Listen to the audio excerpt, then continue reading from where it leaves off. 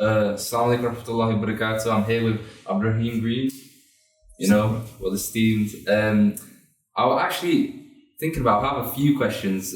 First things first, you grew up in a Catholic household, I'm assuming. I want to know, would you say, were you strict with yourself in the Catholic household? No, it was not a Catholic household. No. My household was not religious at all. No, not religious? No, my dad was an agnostic. My mum was a lapsed Catholic. But I was sent to a Catholic boarding school. Okay. Catholic so I didn't live a religious life at all. No. Okay.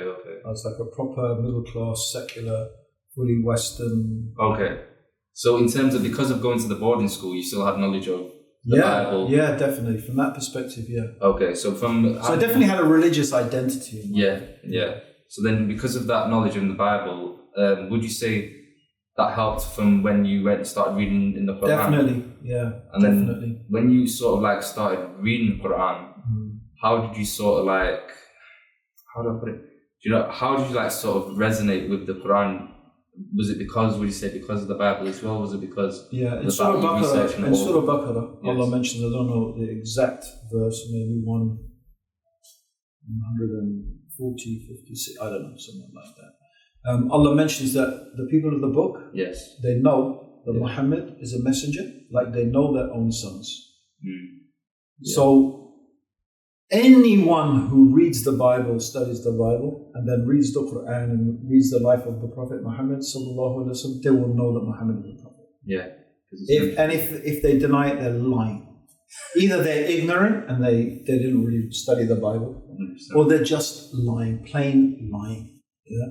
There's no doubt that if you studied the Bible, you study those scriptures, and then you read the life of the Prophet Muhammad, you read the life of you actually read the Quran. And I'm not meaning like that, not that your preacher feeds you a few select verses, but you actually sit down and read it, you will definitely know.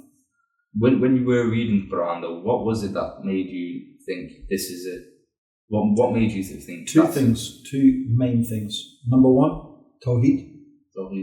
So what the Quran says about God is so clear, and it explains in such a beautiful, clear way things that are clearly confusing in Christianity, like the Trinity, and the idea of God having a son and stuff like that, and these things. So it explains that very clearly, and it gives us a very, very clear understanding of who and what God is, and what does God want from us. What does God want from us in life? That's the first thing. The second thing is the depth of the descriptions of what is going to happen when you die, meaning the day of judgment, the paradise, and the hellfire.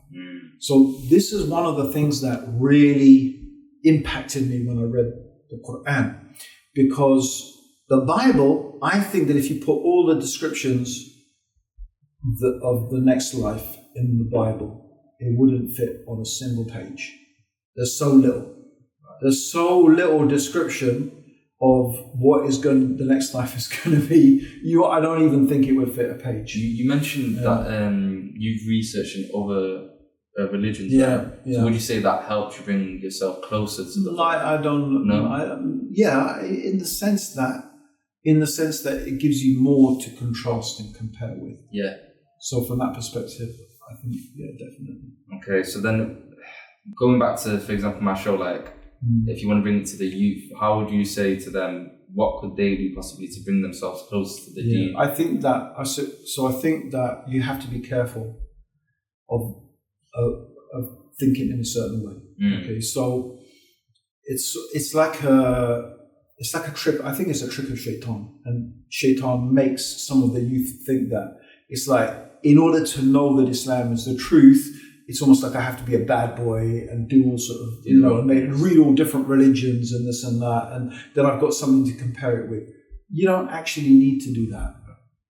You can actually just look at other people and what they experience, and you can compare and contrast without you necessarily having to go and experience it yourself. So I think that, and there's plenty of opportunities to do that. Yeah, and then that comes down to their mentality of what they're chasing. So you had mentioned before about social media example, whether you want your intentions to be pure. How would you say, how can someone go about keeping their intentions pure? Would you say like just reiterating it, or like That's a big topic, but the main thing is constantly checking yourself. It's constantly you can never be sure that your intentions are pure. And in fact, the scholar said the person who thinks that they have sincerity, their sincerity is in need of sincerity.